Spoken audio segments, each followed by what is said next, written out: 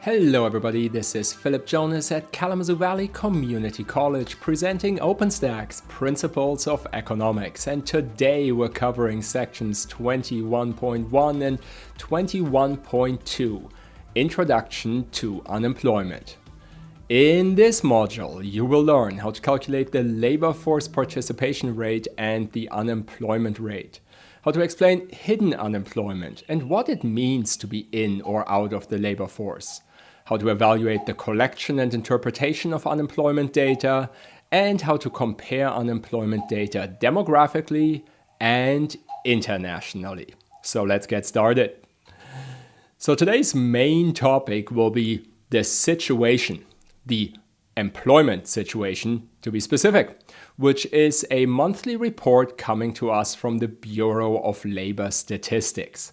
So where a previous module on, for example, gross domestic product might have focused on data from the Bureau of Economic Analysis, we are now with the BLS, Bureau of Labor Statistics. And as you can see from this first page of our most recent employment situation, there are perhaps two numbers that draw most attention. Over here on the left, we have the unemployment rate, 3.7% as of this report. And then over here on the right, we've got our over-the-month change on payroll employment. Each of these draws from a slightly different survey, and we will get to know how these work, how the data is collected, and what it all means. But first, let's put this into a little bit of context. So as I mentioned, the unemployment rate in this particular report, 3.7%. That's pretty good. If we're coming in, let's say, under 4.5%, we're happy. And the increase in payroll employment was 216,000 additional jobs. Over on that side, if we come in over, let's say, 100,000 new jobs per month, once again, we're very happy. So this was a great report. So let's talk about this a little bit. The unemployment rate comes from a survey referred to as the Current Population Survey. You'll also hear this referred to as the Household Survey, or perhaps from somebody really technical, the A-tables. So this, like the name suggests, is a survey of people, or to be more specific, of households. We're talking live interviews of about 60,000 households discussing the labor force statistics covering 110,000 individuals here. So a huge sample size, right? And what it covers is the so-called adult, civilian, non-institutional population. So adult here, for a variety of reasons, refers to 16 years or older. That makes a little bit of sense in terms of maybe if you're really early, living on your own, no longer going to school, working full-time, that's a possibility. But also when it comes to international comparisons, often 15, 16 is where the standard is, so that makes the data a little bit more comparable.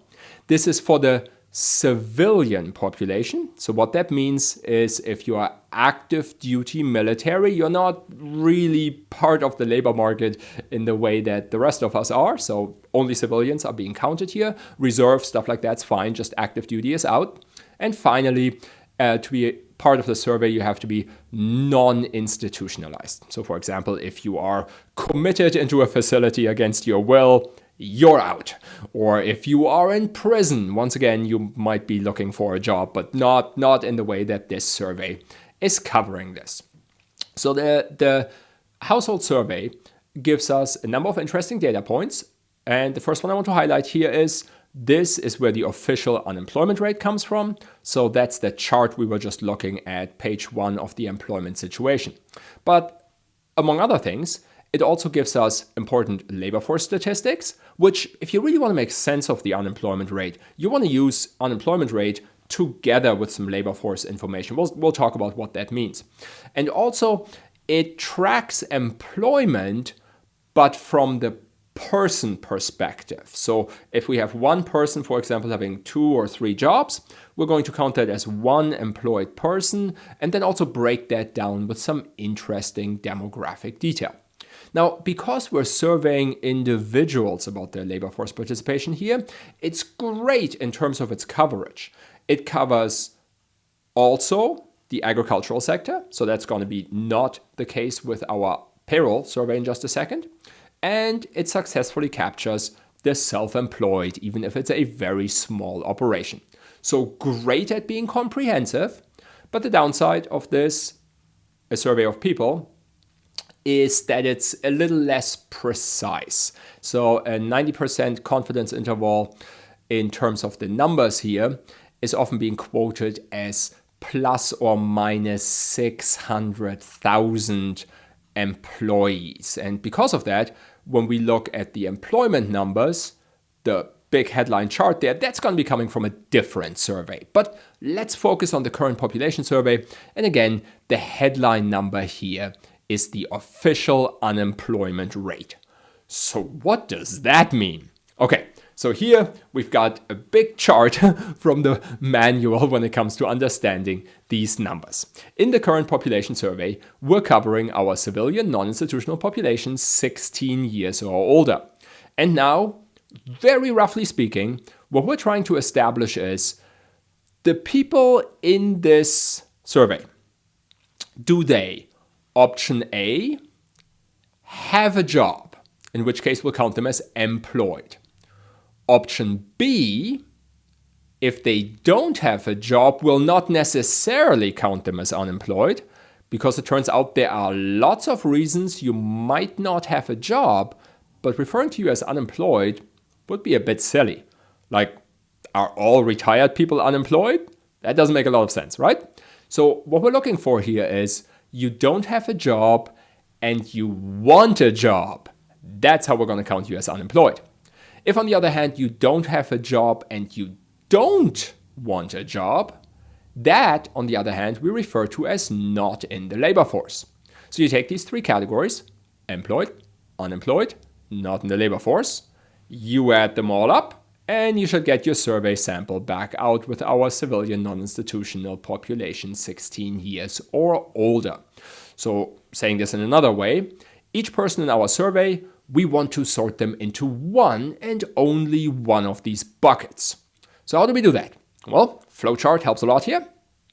We are going to ask people, are you working? Well, we're actually going to ask that in a slightly more specific way, but we'll get to that in a minute. Basically, are you working? If you're working, we're going to say you are employed. But what if you're not working? Okay, in that case, we have to dig down a little bit, because maybe you have a job, but you're currently on vacation or taking some sick days. If you have a job, but you fully expect to return as a consequence of such type of leave, we're still going to put you into the employed bucket.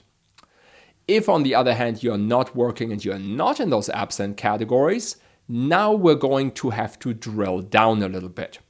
Roughly speaking, we want to count you as unemployed if you don't have a job, but you do want a job. So how do you establish that? Well, what we are looking for here is some type of action. In the last 4 weeks, have you done something that looks like you're looking for a job? And we're going to be pretty generous here. So obviously, applying for a job would count. But for example, if you've gone to a job fair or something along those lines, a training program to find a job, just something, some form of action that you're interested in a job, congratulations, we're going to count you as unemployed. Well, congratulations, so to speak. And finally, if you did have a job, but you were laid off, meaning there wasn't enough work, but your employer has only laid you off, not all the way terminated you, and you are awaiting recall, we're still going to count that as unemployed because, there is that employment relationship. You're not looking for another job, but you are expecting and wanting to go back to that job. But if, on the other hand, you've done none of these things and you don't have a job, then we'll count you as not in the labor force. So the idea of not in the labor force is that there are many reasons somebody 16 years or older might not want a job right now. Like, I've already mentioned, what if you're retired, right? But there are other reasons as well. What if you're going to school. Actually, it gets very interesting here because we are looking at your intention, your state of mind. This is a survey. Are you going to school and you can make that work without a job and you're not interested in having a job right now? That's not in the labor force. Are you going to school and you would like a job, need a job, but you can't find a job? That is unemployed. Again, we are looking at what it is you are looking for. Are you actually looking for that job? And then, of course, we've got many great other categories here, right? Like what if you are, for example, a homemaker or something along those lines. Lots of reasons to not be in the labor force. Or putting that statement on its head, when we refer to a country's labor force, what we mean is everybody who is ready and available to work, whether they currently have a job or not. So you take the employed, the unemployed, add them together, you get a country's labor force. So this is the big picture, and hopefully it makes a degree of sense. But we're talking about a survey, and the whole idea of who is not in the labor force can actually be a little problematic. So we'll want to drill down a little bit more as well. But let's start out just looking at the headline numbers here. So from that same employment situation here, we have our household data, and notice it's called the summary table A. So this is the A tables where you find all this data. And then really what we want to be looking at here is when it comes to our category, the employment status. So first, we've got our entire samples, the civilian non-institutional population. Sometimes it doesn't mention all the qualifiers like 16 plus and such because that's just unwieldy. And here we have numbers such as 268,000, which there's more than 268,000 such people in the United States. So let's check our units. This is being reported in thousands of people. So we're actually looking at 268 million people here, along with a nice little, month-over-month change. And of course, because employment is affected a lot by seasonality, for example, can't exactly do certain types of outdoor work if it's freezing, these numbers are seasonally adjusted, but we'll look at just a little bit of not seasonally adjusted numbers as well. So here we've got our civilian non-institutional population. And now we're going to break that out into two categories. We've got our labor force and we've got our not in the labor force. And notice how important it is to make this cut. If we are just counting people who don't have a job as unemployed, we'd be counting over 100 million people and it would make no sense at all. But that's not what we're doing here. Instead, what we're doing is within the labor force, we're now going to divide between employed and unemployed. And here we see, so we've got 161 million people who've got jobs, and a little over 6 million people who don't and would like them. So again, notice here, people without jobs. 6 million people looking, that's unemployed. 100 million people not looking, that is not unemployed. It's the 6 million people that are in trouble that we want to keep track of, and that in later modules we'll talk a little bit about what can we do in terms of macroeconomic policy to help them out. Now, these are the raw numbers, but of course, what really tends to capture the popular imagination is when we talk about percentages. So the really famous percentage here is the unemployment rate. As mentioned, currently, as of this survey, 3.7%. But we have two other percentages that we really want to keep track of as well. We've got the labor force participation rate, about 63%. That's the percentage of the survey that we count as part of the labor force to begin with. The reason this is important is because the share of our population that's ready and available for work to begin with changes, both over the long haul, demographically speaking, but also recessions can affect this. During a bad recession, people drop out of the labor force. They sort of give up looking. And, that can skew the picture of who we count as unemployed. Or the recession ends, lots of people come back into the labor force. You can get this weird result where when a recession first ends, unemployment actually goes up. Not because, fewer people have jobs, but because more have started looking. And then finally, sometimes we also report this as what percentage of our population has a job, the employment to population ratio. I'd say that one gets used a little bit less often, and you want to be slightly careful here. Again, sort of bad use of data. Somebody might look at that 60% employment population ratio and say, therefore, the true unemployment rate is 40%. Okay, fair enough. 40% of this sample doesn't have a job, but to call them unemployed, I don't know. I don't know. That doesn't make a lot of sense. Okay. Now, of course, this is just a summary table. It goes on and on into ever greater level of detail. So you can look at this for various demographic subcategories, ages, genders, race and ethnic categories. Lots of great stuff in there. Check it out. Obviously, we're just not going to read out the huge row of tables here. But let's go ahead and dig in a little bit more when it comes to this unemployment rate. And then, as I mentioned to you, you really want to use that in combination with some measure of the labor force participation to make sense of it. So here, for example, is the unemployment rate in the United States for the 21st century in red. And here we've got our most recent number, 3.7%. So you can look at the line. It's on the lower end. We'll talk about how that fits in. And then at the same time, look at the blue line here, labor force participation. Notice that's been dropping over the course of the 21st century. Is this a story of nobody wants to work anymore? Not that simple. We'll want to break that down further. We'll get right back to that labor force participation rate. But first, let's get a feel for how the headline unemployment rate moves. And this thing is more or less exactly what you would expect. During the recessions, as always shaded here in gray, you will notice that the unemployment rate increases. So we've got a milder recession here, 2001. We've got the Great Recession, 2008, 2009. Huge increase there. And then finally, of course, the brief recession that will ruin my charts forever, COVID, big spike, super fast recovery. Notice also, when it comes to the recovery from the Great Recession, just how long that unemployment rate took to come back down. So let's have a look at a little bit of demographic data now, just to give you an idea of why it's not as simple as looking at the overall percentages.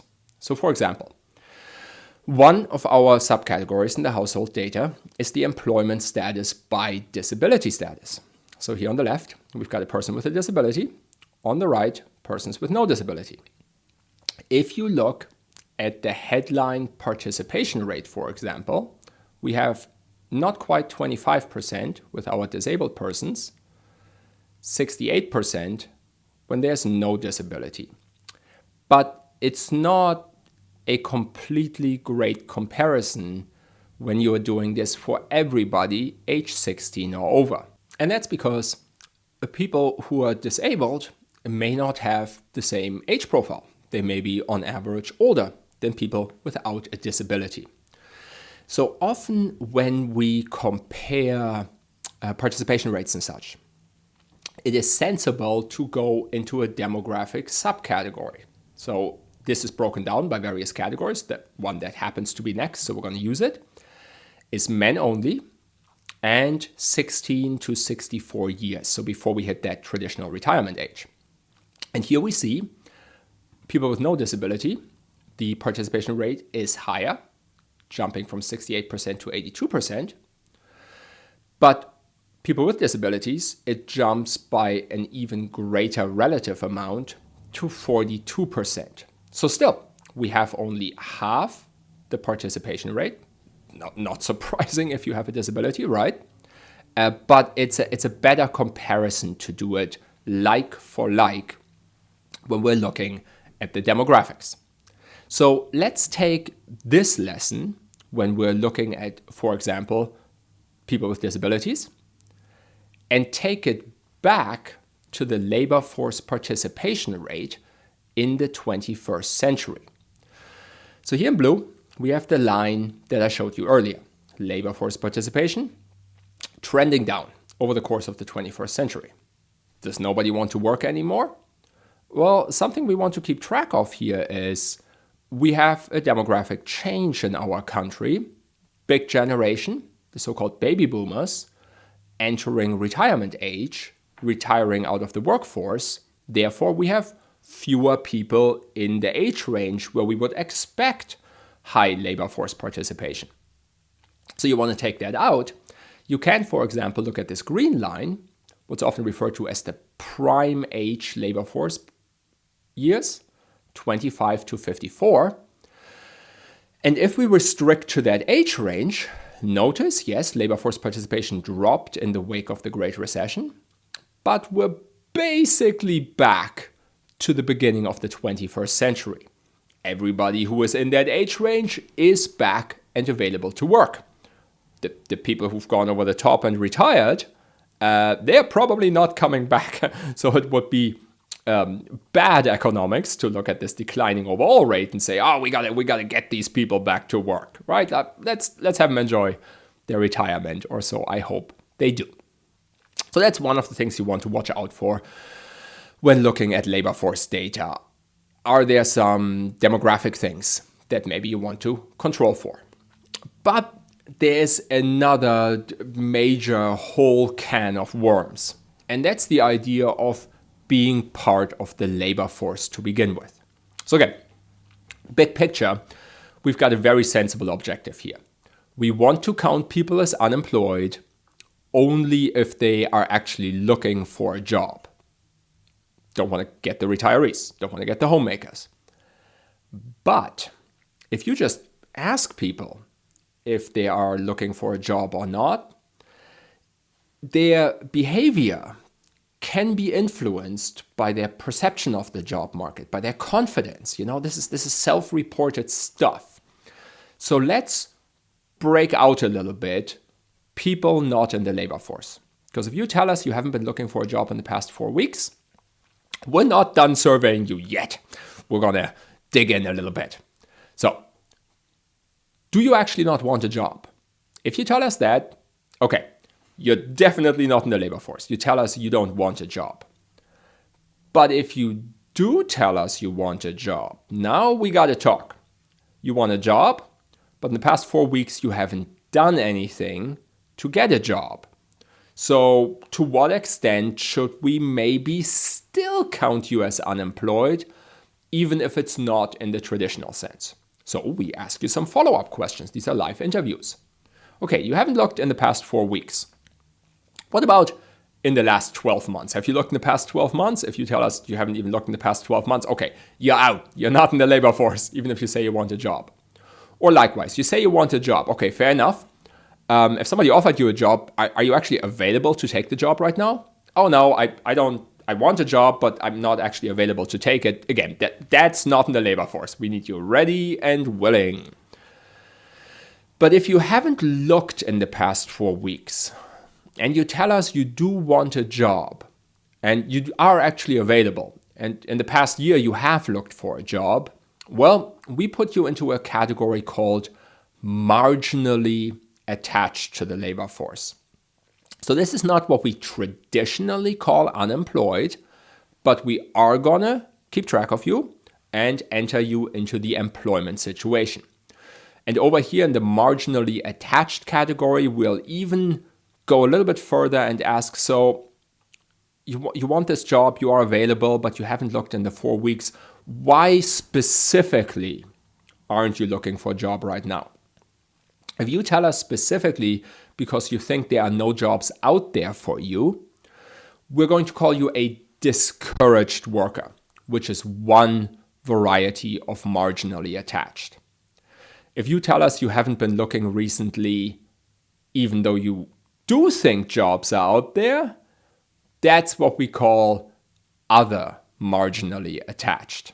So, for example, maybe you just have a particular idea that people should come to you and ask you to take a job, right? Like basically, that's that final category. If somebody came to you and offered you a job, even though you're not looking, would you take it? If you would, welcome to other marginally attached. And once you get that entire bigger framework and get used to it, you can make sense of the fact that, yes, there is an unemployment rate that gets reported every month, the official unemployment rate, very first chart in the employment situation. But what actually happens is that there are 6 different unemployment rates that get reported every month, and each of them is keeping track of a slightly different piece of our population that's having trouble finding a job. So the official one, the one that gets reported at the top, is called U3. With the traditional definition of unemployment, you don't have a job, you would like a job, in the past 4 weeks you've taken some sort of action to get a job. This is our official unemployment rate for a couple of reasons. Number one, it's the one we have the best confidence that we can measure if things are going up or down. Quite often you just want to know, hey, are things getting better or worse compared to last month? It's the best one for that. And also, when it comes to international comparisons, even though different countries use different methods to count unemployment, there is a bit of a standard, at least for some groups of countries, to use this "have you looked for a job in the past 4 weeks or so" category. So it's nice for making yourself more comparable internationally. But now, apart from this U3, let's move to the other categories, because they're not hidden. They're all part of literally the same PDF. So all the way at the narrowest end of the spectrum here, U1, we are counting you as unemployed if you have been looking and have been without a job for 15 weeks or longer. So if you're more of a long-term unemployed person, because usually people who are unemployed find a job faster than that.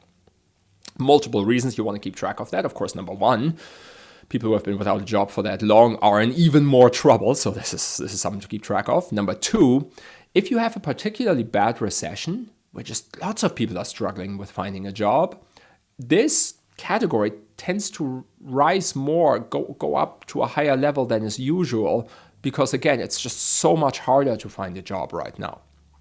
And finally, it's completely unfair, but people who have been without a job that long, they often have a harder time finding a job again, because employers, when they're looking for employees, man, do they not like seeing a gap in that resume, because it might convey some hidden information about this candidate being problematic, even if it's through no fault of their own that they've been unemployed so long.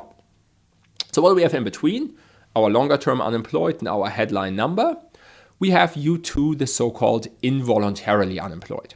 So here we're counting you as unemployed only if you've been laid off, terminated, temp job ended, something along those lines. We're not counting voluntary quitting.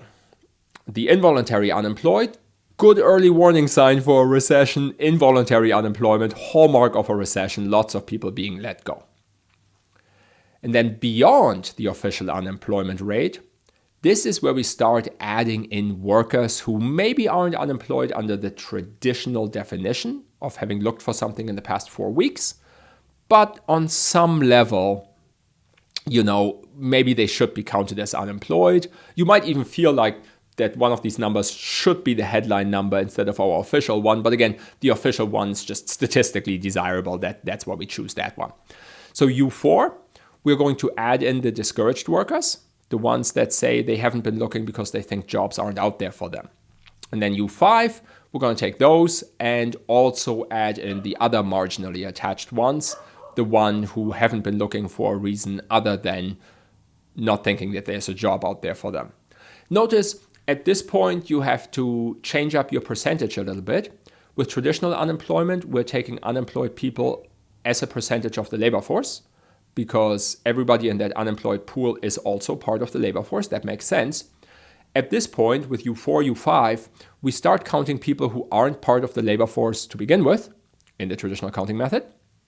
So if you want to calculate a sensible percentage, you are going to have to add them to the numerator and the denominator. So for example, if we add the discouraged workers to the unemployed for U4, we're also going to add them to the denominator, labor force plus discouraged workers. And then when we add in the other marginally attached ones, same idea, numerator and denominator, we're adding them. And then we have the biggest way of counting an unemployment rate, U6. Some people don't even like calling that an unemployment rate anymore. They prefer calling that an underemployment rate, because for U6, we are asking if you have been getting as many hours as you want at your job. So if you've got a job, but you haven't been getting the hours you want, and it's not because you're being penalized for misperformance or something, it's simply like there aren't enough hours to be had, and it's below 36, like once you had 36 hours, we're like, no, you're good, you've got an entire full job. If you're part-time for economic reasons, as we like to call that, we will add you to the number of people unemployed under U6, which again, at this point, we're counting people who have jobs as unemployed, so it gets a little fuzzy there what exactly that means. But again, useful to keep track of if people are successfully getting full-time work. So these are our entire 6 unemployment rates. And let's look at a pretty rainbow chart of what this looks like for the 21st century. So first thing I want you to notice is these numbers do track each other closely. So the red line here is our official unemployment rate. And notice again, with no big conspiracy here where anything is being hidden, it moves in line with the other ones. And very closely with add discouraged workers, add other marginally attached. Really not a ton of difference there in terms of the movement pattern. But where we find some extra information, look down here, our people who involuntarily lose their jobs and our people who've been unemployed for 15 weeks or longer, which you can be unemployed for 15 weeks or longer even if you voluntarily left your job. So bad luck situation there, right? So notice in the wake of our Great Recession here, we actually have U1 sometimes going a little bit higher than U2. All the other ones, they are nested. They always add to each other. U1 and U2, it is possible for them to flip, but you'd normally expect U2 to be higher. So notice how much of the unemployment here, how much of that slope comes from our people who are longer term unemployed, involuntary job losers during that Great Recession. That's really the hallmark of a bad recession. And then everything else sort of stacks on top of that. And then, of course, if you start counting part-time for economic reasons workers as unemployed, you end up with a much bigger number. So if you hear somebody say, oh, the true unemployment rate right now, it isn't 3.7%, it's more like, 7%. They're just looking at the biggest number. Make sure you realize what it is they're actually talking about. So these are our 6 different unemployment rates. Another way that I want to point out to you is that we can, of course, look at all the demographic sub-detail in our household survey. And one that I think is just really good to point out is that unemployment rates are also presented by educational attainment level. There's a couple of things going on here. First of all, this particular breakdown by educational attainment is only available not seasonally adjusted. That's why you see those wiggles. Good opportunity for us to talk about seasonal adjustment real quick. Notice it's always sort of the same pattern. The unemployment rate tends to peak right around January. So that's where, number one, holiday season is over. Those retail workers are no longer getting all the extra jobs, and also, minimum activity when it comes to construction and such. And, typically minimum here is somewhere maybe around August during the year. So if you want to see what's going on month over month, that wiggling is really going to get in the way, which is why we prefer seasonally adjusted data most of the time. But here's the counterexample. And then when it comes to this educational attainment story, so we'll talk about this a little bit in the next module as well, this really highlights how there is a big divide in our labor market experience between somebody, for example, here in blue, no high school diploma or GED equivalent or anything along those lines, not only always a higher unemployment rate, but then during the recessions when people get let go, absolutely people who are the worst affected. And just as you go up this chart, even the high school diploma, already a great signal there for your skill set. And then another huge jump for your first college degree. You go from high school to associates, big jump. Another small jump here, associates to bachelor's, and then bachelor's to master's degree or higher. Again, the more education, unemployment rate always lower. This higher category didn't get tracked until more recently. And also better experience during recessions. Education is good. Education is good. We'll also later on talk about that in terms of, in the next module, when we talk about the idea of what if there's a mismatch when it comes to skills in our labor force. People with more education don't just have more skills, they are typically perceived by employers as being more able to adapt to the needs of our economy. But that is our household survey. We should look at the other one as well, the payroll survey, or technically the current employment survey, or perhaps a little more statistically fancy, the B tables. So this is also a survey, but of 122,000 businesses instead of households, representing about 2/3 of 1,000,000 employees. The headline number that comes out of this one, the jobs figure, the employment figure. So here we're counting the number of jobs in our economy. That was the other headline table there in the employment situation. And here, if one worker has 2 jobs, now we're counting that as 2 jobs because we're counting it from the business perspective. Lots of other great things in there. We can look at workers' hours. We can look at workers' earnings, weekly, per hour. We can break it down by industry. We can break it down by geographic detail. So much good stuff in the employment statistics. Now, it does have a narrower scope, so that's a little bit the downside there. Because of the survey method, we're not capturing the agricultural sector. And if you are smaller time self-employed, we don't have you in the sample. You got to be incorporated of a certain size before we really catch you. So a little less comprehensive, but more precise. Our 90% confidence interval here is around 130,000 employment jobs changes. So much better at giving you a precise measure if the job count is going up or down. So looking at our establishment data here, notice summary table B, we're now in the B tables.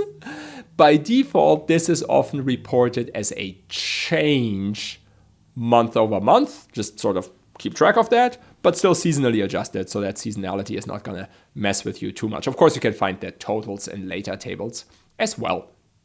And typically the big breakdown is between private sector and government sector. And then within private sector, we've got a whole bunch of smaller categories. There are also detailed tables for the government, state, local, federal, that sort of stuff.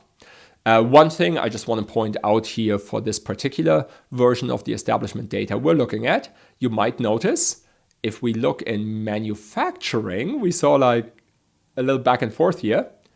Big decrease in jobs, big increase in jobs. What happened there? Well, let's dig down further. It's coming out of motor vehicles here, decrease, increase. You might recall that at the end of 2023, we had a big strike in the automotive sector. So you can really see people not working here, strike ending, contract reach, people returning to work, and it's just showing up so precise, so fast in our establishment level data. So that's pretty great. Let's look at this also, of course, with a little bit of historical perspective. So here, 21st century, looking at employee count just in like the major sectors. So in blue, we've got the service sector. Yellow, we've got our government sector. And red, we've got manufacturing, goods producing, to be more precise, which is not just manufacturing. It's a little bit more than that. But you know the point I'm trying to make. Even though the United States produces more goods now than it did at the beginning of the 21st century, due to advances in automation, you'll notice in terms of job count, that sector has actually been decreasing. I mean, the big downward here came during the Great Recession, but it stayed relatively at that lower number. And then likewise, government tends to be a relatively flat line. I mean, there's the population growth, so you do expect a little bit government growth, more police, more teachers, that sort of thing. But most of the employment growth in the United States, at least in the 21st century, very much coming from the service side. And there's, of course, two things happening here. We're primarily a service-based economy, and service has less potential for automation than goods producing does. So, all that extra value, that's actual people performing jobs. Also, one more time, here's COVID ruining my charts. Look at the service sector just getting hammered during the lockdown. So bad. So bad. Okay. Now, while there are many other things in the employment numbers that we won't have time to cover, I do want to point out to you, if you want to see the wage figures, hourly, weekly, this payroll survey is just so great for that. So here, just as a basic chart to whet your appetite, are hourly earnings, but only for production and non-supervisory employees. So we're taking managers right out of it. This is your working people and how much they're earning in various sectors. On average, of course, doesn't apply to every single person, right? But a very familiar pattern emerges down here at the bottom. We've got leisure and hospitality with the lowest numbers. Briefly, when I was young, I was a dishwasher. I remember that. And then retail, of course, a little better, still not great. Then as we climb up this chart, you might think that information would be the biggest one for hourly earnings, but actually the utilities win it there, right? If you are, for example, a line worker, a fiber optic worker, such a combination of a valuable skill set and you're doing hard work under sometimes dangerous conditions. So all of that's gonna push up those hourly earnings. And that's as far as we're gonna get into that. Let us finish up by having a look at an international comparison of unemployment data. So what I'm about to show you are data from some countries of the OECD, the Organization for Economic Cooperation and Development. This is a club of currently 38 member countries, but new countries do try to join, that are committed to certain market principles, democracy, and things like that. And this organization creates international policy standards. So, for example, currently there's a lot of talk about global taxation rules for corporations, but also tries to produce data that's actually comparable between countries. Now, this sort of data is what we call harmonized. So there is some agreement over how it's collected, but it is from different national statistical agencies, so you don't get just a perfect match. For the purpose of this, we've got the OECD definition of an unemployed person. So that's somebody who doesn't have a job, is available for work, and has taken specific steps to try to find a job in a recent time frame, which of course puts it very close to that U3 definition of unemployment we have in the United States. Now, for this chart, I did try to find us a number of countries that are spread around the globe. And if you're really eagle-eyed, you'll notice not all of them are full OECD members. We also have some in here that are aspiring members or that are so-called close partners where they work on these data projects, even if they aren't necessarily a member. And to orient ourselves a little bit, the United States here for comparison is the black line, right? So here's our Great Recession, here's our COVID lockdown. And for the most part, we just want to be aware that this sort of harmonized international data exists. There aren't too many big lessons we're going to draw from this. Perhaps just a few words of caution. So, for example, if you look all the way at the bottom here with the yellow line for South Korea, you'll notice always a very low unemployment rate. Korea is not the only country where we see that. For example, Japan might look a little bit like that as well. And part of that is simply cultural norms about whether companies are reluctant to let workers go, or workers who can't find a job maybe drop out of the labor force faster. So there's a limit to the extent to which you can compare data, but you can see some interesting trends. So for example, 21st century green line here, Germany. Normally we associate Germany with having a higher unemployment rate on average because the social safety net is much more generous than we see in the United States. But you can see actually right now unemployment rate even lower than the United States. Or for example, something we often see with the United States is that during recessions, the unemployment rate tends to spike a little bit more here, since it's relatively easy to let go American workers. And then finally, along with our North and South American countries here, a little bit of Oceania, Middle East, we also have a cooperating partner here in South Africa. So that the data series starts a little bit later there, right? We don't have complete coverage, but we can, for example, see with a less developed country here than perhaps some of the OECD comparison countries, we do see these for our standards very scary high unemployment rates, which of course on the flip side also can reflect a little more employment activity outside of the formal labor market, where it would be captured by government statistics. And that concludes our look at module 19.1, where hopefully you learned how to calculate the labor force participation and unemployment rate, explain hidden unemployment and what it means to be in or out of the labor force, evaluate the collection and interpretation of unemployment data, as well as having a look at how to compare unemployment data demographically and internationally. I will see you next time.